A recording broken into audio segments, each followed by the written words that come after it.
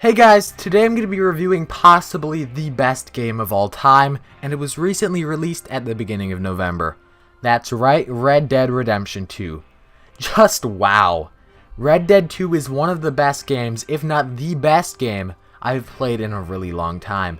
Red Dead Redemption 2 is the prequel to the original Red Dead Redemption and improves upon its system in almost every way. In RDR2, you play as Arthur Morgan, a cowboy part of the gang led by Dutch van der Linde. His story stems from his membership in the Van der Linde gang, the group that you, funnily enough, hunted down if you played the first Red Dead Redemption. The gang's goal is to survive and get rich. As the story progresses, the poor leadership of Dutch van der Linde leads them towards even more reckless acts, inciting a wide range of Western events and personal revelations. In the process, they, and you, get entangled with the law, rival gangs, the rich elite of society, and basically even start a war. It's a lot of stuff to cram into a game. Oh, before I forget this, in addition to being one of the best games I've ever played, it is also the biggest I've ever downloaded. This thing is around 100 gigabytes when fully downloaded, and it's giant. It's the first game ever to use more than one disc during the download process. That means you, in order to download the entire game, would have to put one disc in, let it fully download, put the second disc in, let that fully download, and then reinsert the first disc to play. It's a bit of a process and it was confusing at first, but it was fine after the initial struggle. Moving on, I have to say, it's rare that you'll find a game where you get so lost in playing it that hours will go by and you'll barely notice. This game really helps keep the gameplay fluid by, in addition to providing an extraordinary main story, it also includes all manner of side quests and activities an adventurous cowboy like Arthur can undertake. Arthur spends most of his time wandering around between different side quest giving characters on the map, meaning a good portion of it is spent on side missions and activity, not to mention traveling between place to place.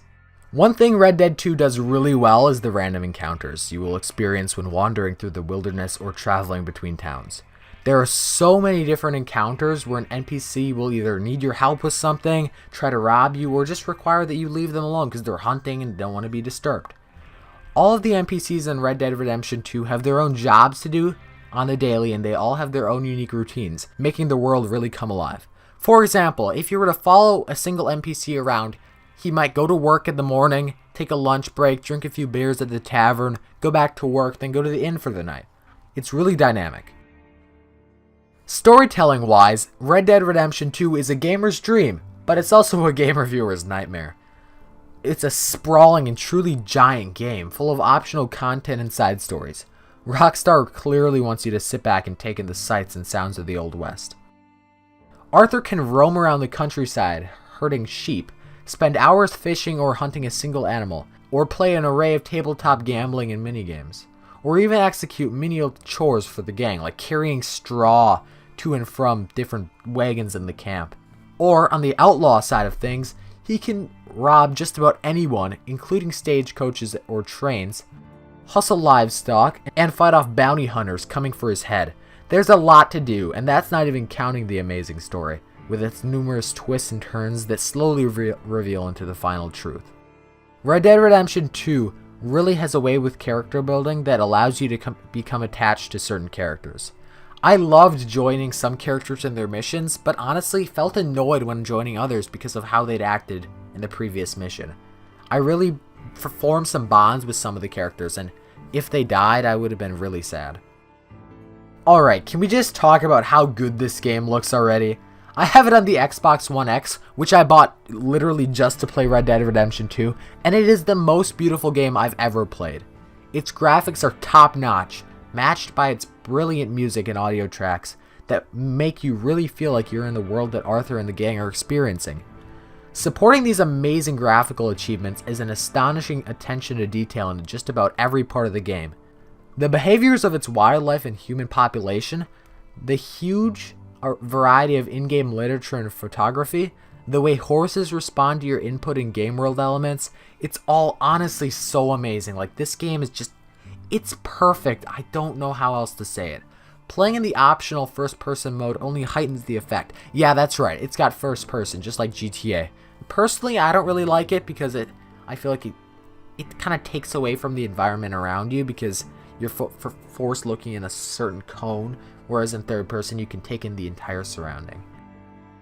It doesn't matter how close you get, everything looks fantastic regardless.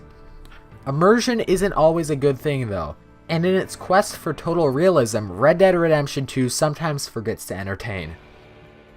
Arthur's health, weight, body temperature, metabolism, morality, we'll talk about this later, and even beard length must be maintained.